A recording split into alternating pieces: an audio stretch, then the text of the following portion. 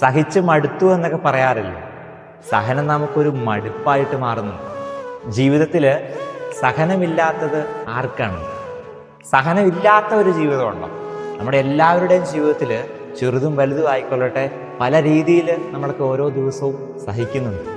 എല്ലാവരും വിചാരിക്കുന്നത് ഞാനാണ് ഏറ്റവും കൂടുതൽ സഹിക്കുന്ന വ്യക്തി എന്നാണ്. സഹനത്തിന്റെ മൂർധന്യാവസ്ഥയിൽ എത്തുമ്പോൾ മരിച്ചു പോയാലോ എന്ന് പോലും ചിന്തിച്ചിട്ടില്ലേ?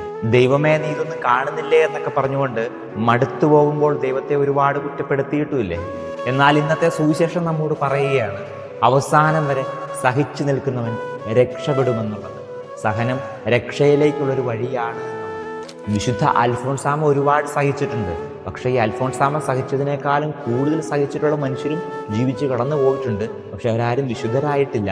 അവരുടെ കബറിടങ്ങൾ ഇപ്പോഴും പുല്ല് പിടിച്ച് കിടക്കുമ്പോൾ അൽഫോൻസാമയുടെ കബറിടത്തിലേക്ക് എന്തുകൊണ്ടാണ് ആയിരങ്ങൾ ഒഴുകിയെത്തുന്നത്?